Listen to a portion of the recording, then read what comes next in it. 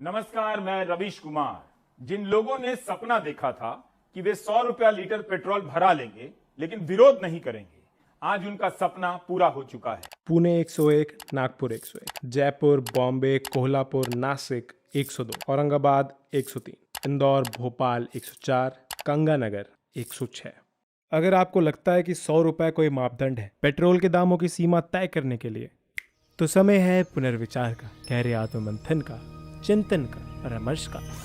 क्योंकि तभी तुम समझ पाओगे यार, 100 रुपए का महत्व तुम्हारी जेब के लिए नहीं, उनकी शुद्धि के लिए। अब एक बार 3 महीने पहले थोड़ा बहुत दिखा दिए तो फिर अब 106 जाए, चाहे 156। अब फिर से कैसे दिखाएं?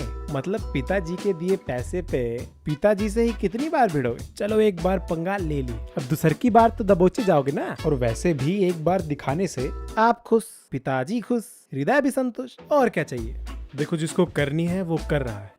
पत्रकारिता। पेट्रोल का 106 रुपए लीटर के पार चले जाना तीनों प्रकार से अहम है। ऐतिहासिक भी है, अकल्पनीय भी है, अभूतपूर्व भी है। ऐतिहासिक को लेकर उतनी चिंता नहीं होगी क्योंकि इतिहास का सिलेबस तो चुटकी में चेंज हो जाता है। अगले साल लिख दिया जाएगा कि जब देश में पेट्रोल 5 रुपए लीटर मिल रहा था तब विपक्ष 100 रुपए का बताकर विरोध कर रहा था और देश की तरक्की में रोड़े अटका रहा था। मई से लेकर अभी तक पेट्रोल डीजल के दाम 23 बार बढ़े हैं, तब जाकर पेट्रोल 100 के पार पहुंचा है। ये वाला डेटा तो जरूर ही अकल्पनीय और अभूतपूर्व होगा। क्या बड़े सटीक तरीके से कहा। सिर्फ पेट्रोल ही नहीं, सरसों तेल का दाम भी आसमान छू रहा है। 200 रुपया लीटर से भी पार चला गया है सरसों का तेल। गैस का सिलेंडर 800 रुपए से अधिक हो गया है। विपक्ष तो तब से विरोध कर रहा है जब जून 2020 में पेट्रोल 80 रुपए लीटर हो गया था, लेकिन उसके विरोध करने के बाद भी पेट्रोल 20 रुपया और महंगा हो गया। IT सेल को एक काम करना चाहिए, पेट्रोल के दाम बढ़ने का दोष विपक्ष पर डाल देना चाहिए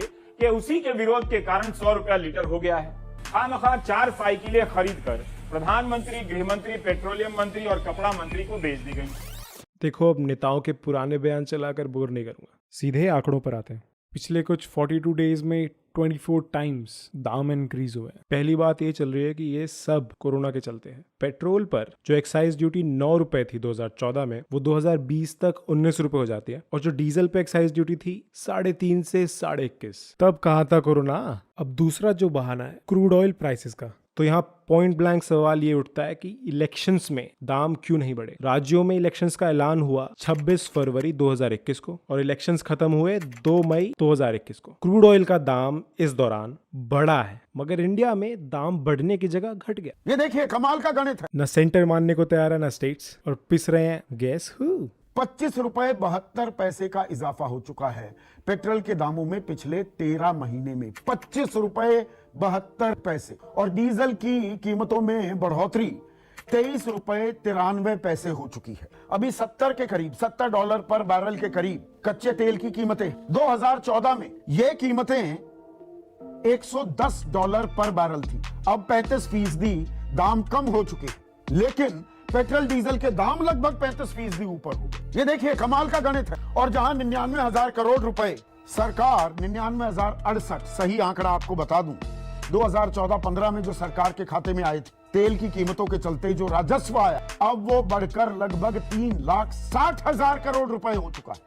अब रियलिटी ये है, बजट देखें इस साल का तो टोटल 1% का इंक्रीज है बस पिछले साल के मुकाबले। वैक्सीन के लिए पैसे चाहिए थे तो इन्होंने दूसरे सेक्शन से कट फिट करके एडजस्ट कर दिया। अभी फर्स्ट वेव से निकले थे, साइंटिस्ट, रिसर्चर्स पागल हुए पड़े हैं बोल बोल के कि सेकंड वेव आएगी आएगी आएगी, लेकिन इनकी बुद्धि इतनी चली और अब इनको पैसे का बस एक सोर्स दिख रहा है कि जी विकास के लिए पैसे चाहिए। जरूरत अगर आपको पैसे की है, आपके पास पैसे नहीं तो ये विस्ता प्रोजेक्ट बंद करो ना भैया। तो विकास के लिए पैसे सिर्फ पेट्रोल और डीजल के विकास से ही आएंगे और कोई जरिया नहीं है।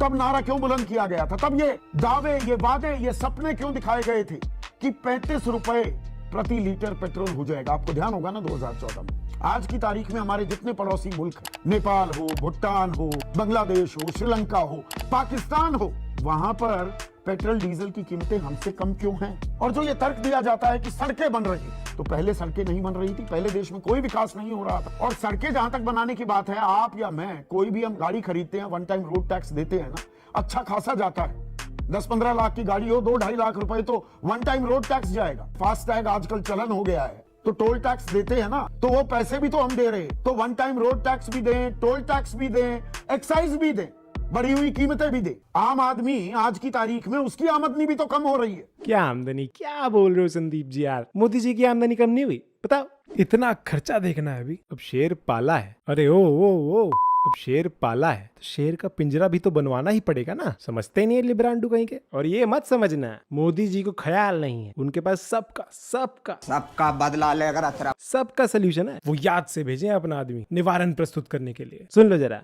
अगर महंगाई राष्ट्रीय आपदा है तो फिर मुझे लगता है कि जो लोग इसको आपदा कह रहे हैं वो लोग अब खाना पीना बंद कर दें, अन्न त्याग दें, पेट्रोल का उपयोग करना बंद कर दें।